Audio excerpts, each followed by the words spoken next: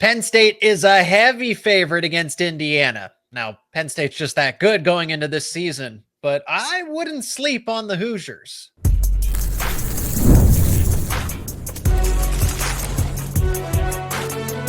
You are Locked On College Crossover, part of the Locked On Podcast Network. Your team every day.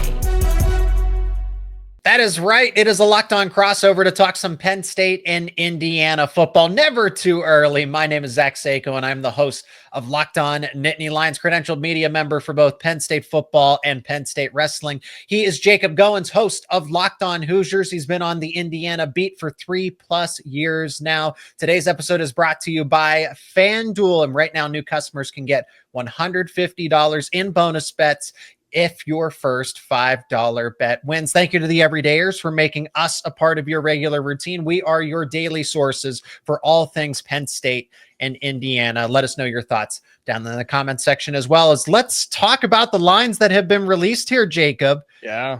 As Penn State is a heavy favorite, and I think that's out of respect for Penn State.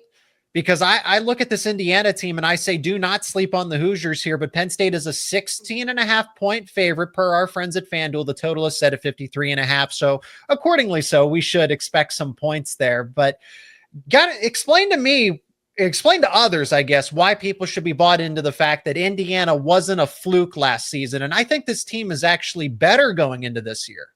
Yeah, well, luckily later in the episode, I'm going to let you kind of talk about your reason why you think Indiana is a good team from the outside. And I think that's an important factor here because there are a lot of people, Zach, who have seen Indiana football for what it's been for my lifetime and even other lifetimes, longer lifetimes. And they're like, look, that program just hasn't been good. They're not relevant. They don't win games. Nobody thinks about them. And I get that. That has been the history of Indiana football for a long, long time.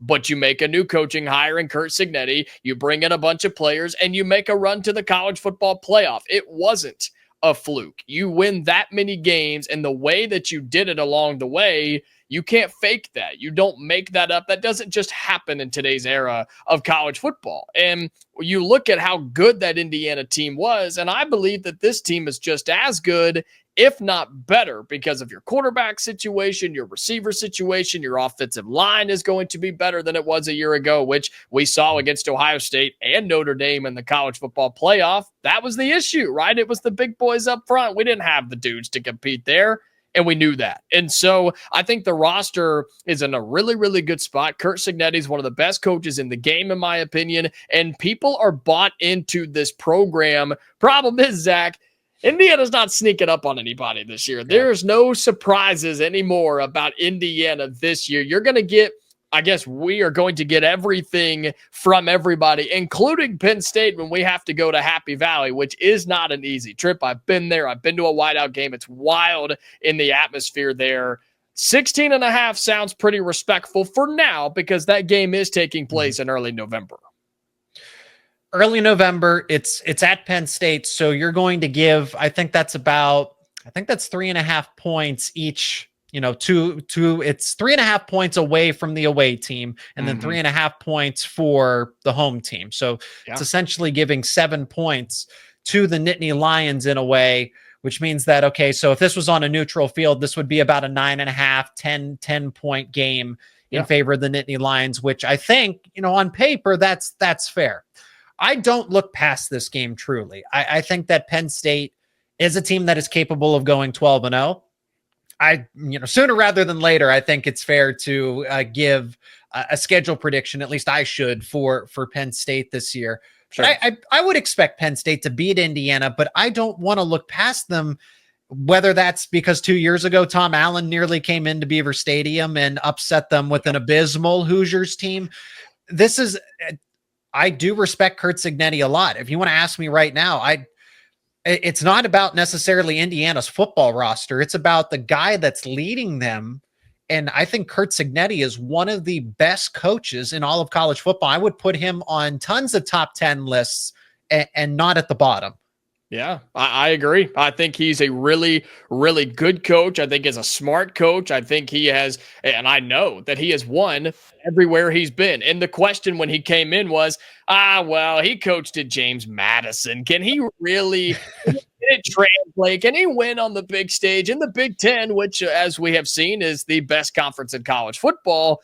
Can he win here? And early on, the signs say absolutely. But you have to continue that success. He's come in, he's got money, he's got investment, he's got support, everything you need to begin to build a brand and a culture in a football program. And Curt Cignetti is doing that in Bloomington. Am I expecting this to be the greatest program that's ever been built and just win back to back to back national titles? No, I'm not saying that at all. But I think expectations have been raised across the board, and going in and competing in a game like this for Indiana on the road at Penn State, but remind me, Nittany Lions coming off a game against the Buckeyes in this situation, you have an opportunity to make a statement, go in and compete and give yourself a shot.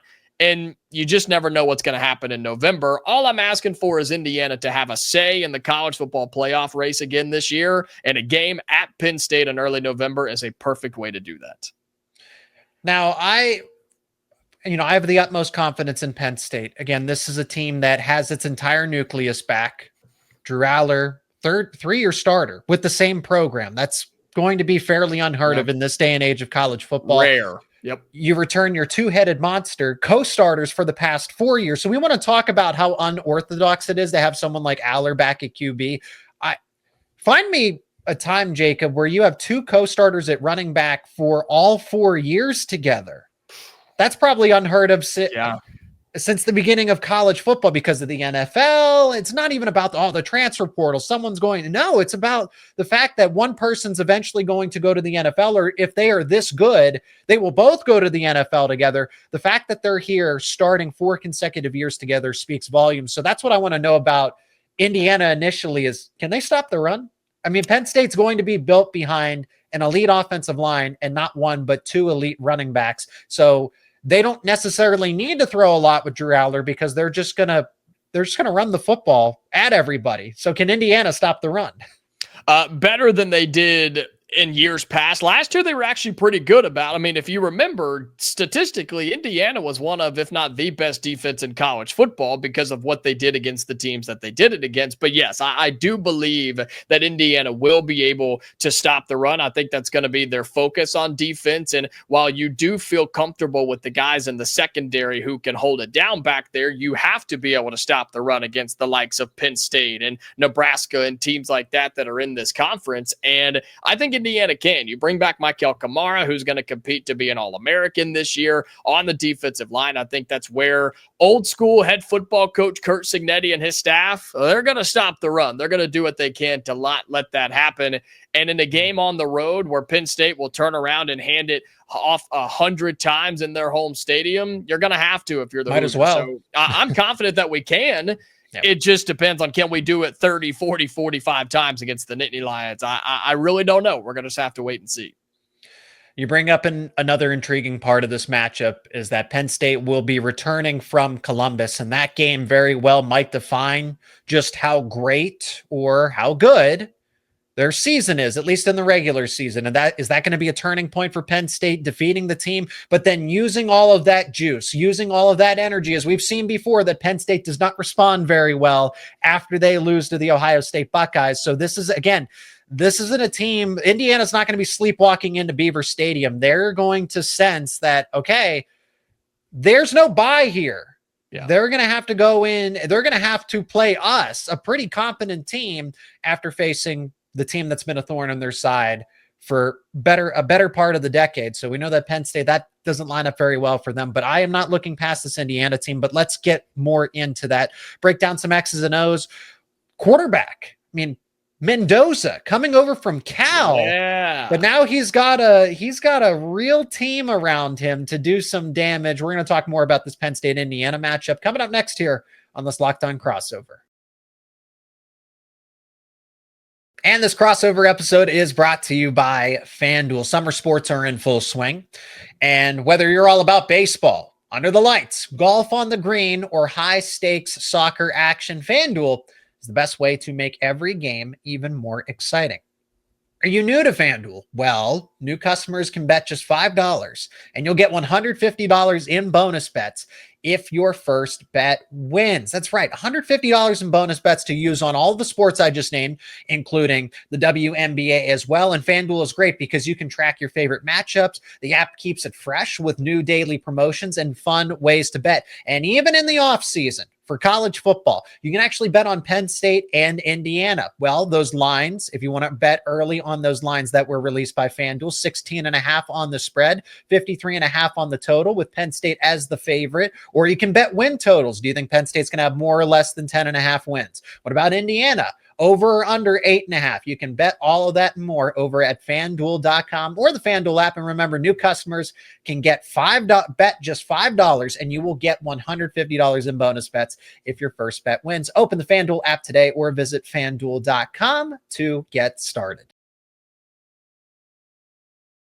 Over edition. I'm Jacob Goins of Locked On Hoosiers. He is Zach Seyko of Nittany Lions. We continue talking Indiana and Penn State. And there's no secret, Zach, the expectations are through the roof for this Penn State football team. You know that better than anybody, as well as your fans and your listeners, because this seems to be the year, right? This seems to be the year for Penn State, for James Franklin, for everybody there. It's now or never, right there in Happy Valley with all the expectations, the win totals, the projected lines we're talking about. I mean, everything seems to be riding on 2025 for James Franklin at Penn State. Am I wrong in saying that? No, you're absolutely right on the money to say that. I mean, Penn State's all in here. Penn State there's kind of this back and forth in recruiting about, oh, Penn State doesn't have the NIL to keep up with where most fans would like them to be in recruiting. But that's because they emptied the reserves to retain this nucleus for 2025 that I mentioned only the slightest, a sliver of it. Okay, right. Drew Allar. Quarterbacks are expensive. I imagine Drew Allar's commanding more than that $3.1 million that On3 has him valued at.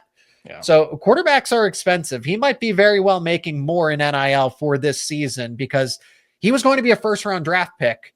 That's a lot of money that he's leaving on the table. So Penn State had to compensate him some way. Same thing with Singleton. Same thing with Allen. And that's the offense. And we're not even talking about O-linemen. Okay, Drew Shelton, starter. Vanga Uwane, starter. Nolan Rucci, starter. So multiple starters on the offensive line. Nick Dawkins as well. I want to give him his respect. That's 4 starters on the offensive line that, in theory, could have gone into the draft. But it did benefit them to come back to Penn State for another season. You still got to pay them some NIL. Then you flip it over to the defense. Deni Dennis Sutton, Zane Durant, Zachy Wheatley, all of those guys would have been drafted in a respectable spot. Were they guaranteed first-round picks, second-round picks? Probably not. I think there's a case for a Deni Dennis Sutton to go as high as the second or third round in this draft. Okay. But now all those guys come back. Not only can they boost their resumes and potentially get selected a lot higher if things go well, but they're just going to be better. Again, if they were going to be drafted in this year's NFL draft cycle, imagine what they're going to be with another season of college football under their belt. So they're only going to get better. Chemistry, longevity, every rep, whether it's in practice or actually on game day, goes a long way.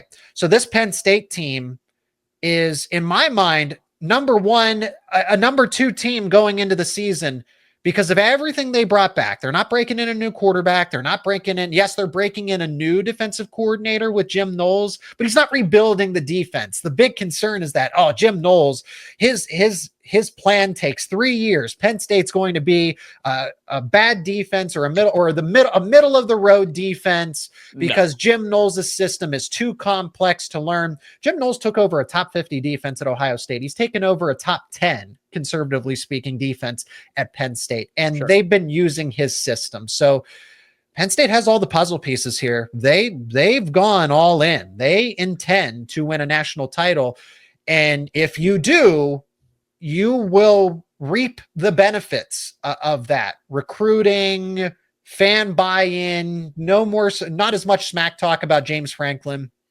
You will see, but what happens if they fall short? What happens if they don't get to the national championship game? Yep. There is major egg on everybody's face if they do not at least get to the title game. So I mean, are you safe to say or comfortable in saying what your opinion is if they don't win it? I mean, because everything you just laid out is kind of what I expected and then some. I mean, you're literally putting everything on this season for Penn State, where all the bad rep for James Franklin that he can't win the big ones, he can't win it all, he can't get. If it doesn't happen, are you saying that if it's not now, it really is never for James Franklin? Would they do the crazy thing and consider moving on from this guy? So they wouldn't move on from him, but you also kind of just accept the territory that you're in. I don't know how Penn State would view that. It would just be a bitter pill to swallow that, oh, Penn State is stuck in this purgatory of you're not elite, you're in tier 2. And for a lot of other programs, that'd be great. Pitt would love to go 10-2. Maryland would love to go 10-2. Be a perennial team that makes hey, we're a favorite to be in the college football playoff, but that's not good enough for Penn State. And I totally understand that. When you were a title contender year in and year out in the 80s and 90s, you're going to expect that as long lifetime Penn State fans.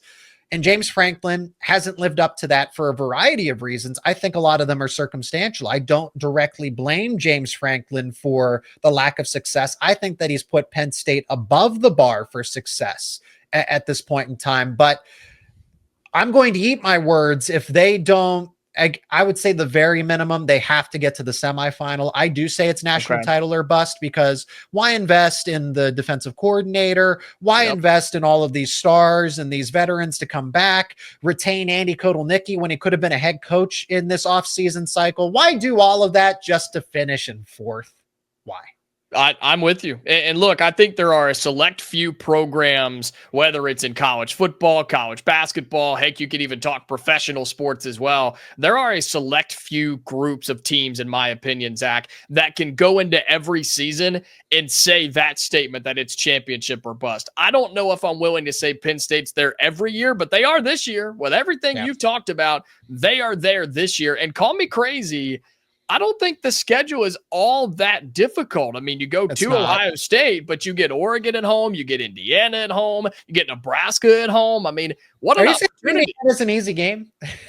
No, but you do get it at home. At least you get to play at Happy I know what you mean. Yeah, favorable circumstances. Yeah, exactly. Favorable circumstances. Little weird trip out there to the UCLA, though. Got to go play at the Rose Bowl. So, I mean, not the worst schedule in the world is what I'm getting at here.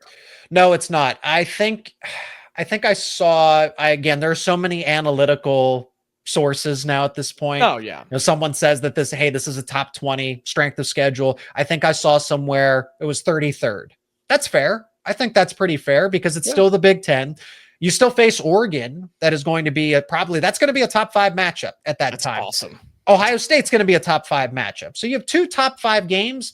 And again, if Indiana gets hot, there's a very good chance that could be a top 10 game. I think it'll be a top 15 game at a minimum by that time. Again, it depends on how everything shakes out for Indiana, but it's not like, okay, Penn State's playing Michigan, they're playing USC, they're playing Illinois, they're playing all of these dark horse contenders in the Big Ten.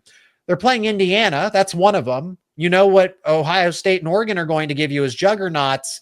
But again, there's no Michigan. What can Michigan be this year? What can Illinois be? I think Iowa's kind of quietly being overlooked, maybe as, hey, this team could be 9-3 as opposed to 6-6, right? Kind of thing. Sure.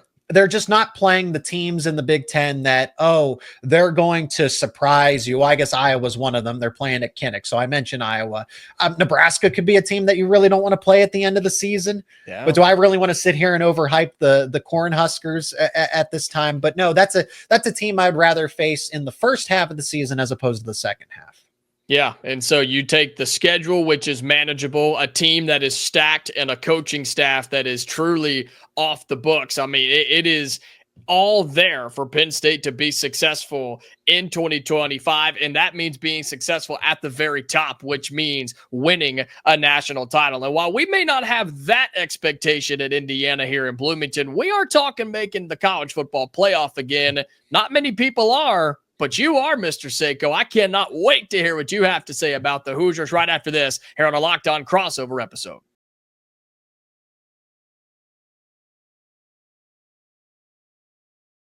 Jacob, when I look at this Indiana team, why I am bought into them is because this roster is better. I'll see the position group rankings. You're the insider here, so you know better than I will. But I respect the offense first and foremost.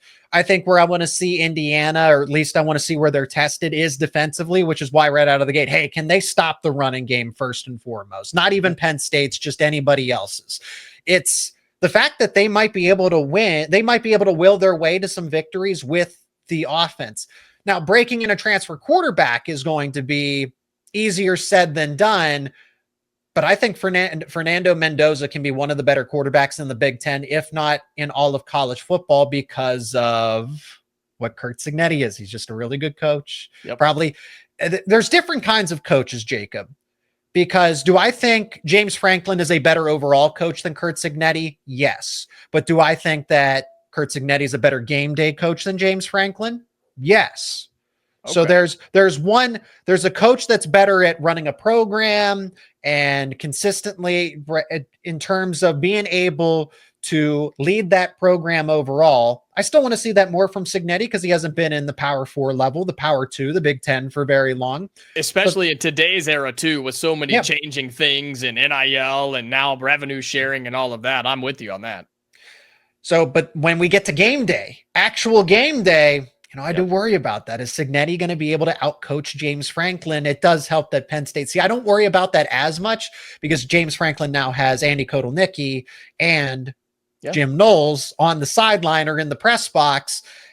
But I don't overlook Bryant Haynes. That was somebody that Penn State was looking at as a potential defensive coordinator replacement before Jim Knowles had emerged. Thank goodness they were patient and thank goodness they waited because now everybody's happy. You get to keep your guy. Penn State gets somebody that I think is better. But Mendoza, I think, is the key. If you can get him firing on all cylinders, Indiana's offense is going to be very tough to stop. And I think, like I said, they can outscore some opponents to get them some surprise victories. Fernando Mendoza is a quarterback that is not going to just blow you away. This isn't the dual threat guy. This isn't a Justin Fields. This isn't anything like that where he's just going to light the world on fire. Not at all. But he doesn't have to do that. Folks, this is a guy that was winning games at California. He was winning games out there. No supporting cast. Nothing, not a thing. And he went on the road to an SEC team and got a win early last year. That means something to me. And I think it should mean a lot of things to fans as well, because he is now stepping into an offense that was putting up stupid numbers a year ago. Your offensive line has improved with 3 starters you added through the transfer portal, the highlight being Pat Coogan from Notre Dame. He's going to be your starting center this year. You bring back 2 of your top receivers from last year, Elijah Surratt, Omar Cooper. Can't complain of having 2 playmakers on the outside. And a running back room that I think is going to be by committee early, but could see a couple of names emerge. And so all that being said, I've said this all offseason long, and this will be the case when we come to Happy Valley, whether it is Indiana's undefeated, whether we're 500, doesn't really matter. He makes good decisions with the football in his hands, Zach. Fernando Mendoza just does the right thing, makes the right play, and doesn't turn the football over. And on the road in this conference in general, but especially there at Penn State, you cannot turn the ball over, man. Those crazy fans will take advantage, and Penn State's too good of a team to not score off of those opportunities. And so I think this team goes as Fernando Mendoza goes. And that's the Penn State game. That's the entire schedule as a whole, because like we saw a year ago, I think Indiana's defense is going to be really, really solid. There will be very few instances where we look at a game or the result and say, man, the defense just didn't do its job. The defense just didn't hold up. I just don't think that's going to be the case. I'm sure you guys feel similar there for Penn State as well. If this team puts up numbers and moves the football and can score, we're going to have a chance to beat anybody on our schedule, including Penn State on the road. It's a tall task. The line's 16.5 for a reason. It could grow or shrink before we get there, but I firmly believe that Indiana's season is dependent on how good Fernando Mendoza will be in his first year in Bloomington. I really do. And like I say, with just young quarterbacks or teams with a new system, they're only going to get better as the season goes along. Yep. So the more reps, the more snaps, the more practices that Mendoza goes through and builds that chemistry, builds that rapport with everybody, the OC, wide receivers, working with the O-line, all of that. You don't want to, if I'm Penn State, I would rather play Indiana at the beginning of the season as opposed to later on in the season, and especially after that Ohio State game with no bye week in between. Whether or not that game goes right or wrong for Penn State, because I'm easily going to make that argument. Hey, Penn State just went on the road. They beat Ohio State. How do you match that intensity with this is a massive letdown spot. If you beat Ohio State, all right, say they lose to the Buckeyes, then you're coming in because you lost to the Buckeyes, and it's the same thing. It's the same story over and over again. How do you follow up the game that defines your season for Penn State? Everybody has, I get the 1-0 mentality from the Penn State side of it, right? But you know darn well that everybody in that locker room has the Buckeyes circled, which means that Indiana's not going to get the same type of intensity, the same type of reps leading up to it.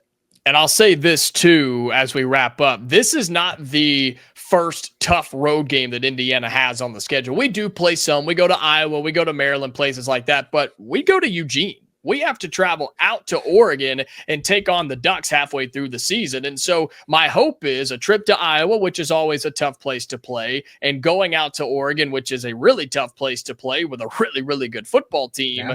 My hope is that Indiana is battle tested and ready. My hope is that they don't walk in and just be completely starstruck and just be shocked at what they see. I think Penn State is the toughest place to play in the Big Ten. But you're hoping, or my hope is that Indiana is ready for it by the time you get there. This is the third to last game of the year, November 8th.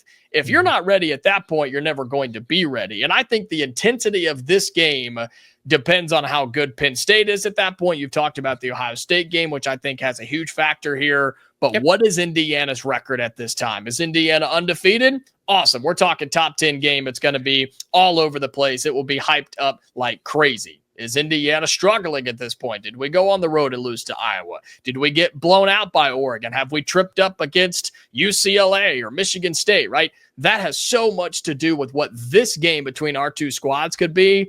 But, man, I'm so excited for it. And I don't want to wish away the games beforehand, but I cannot wait to have this game where Indiana comes and takes on Penn State. And maybe a whiteout? Maybe? Possibly?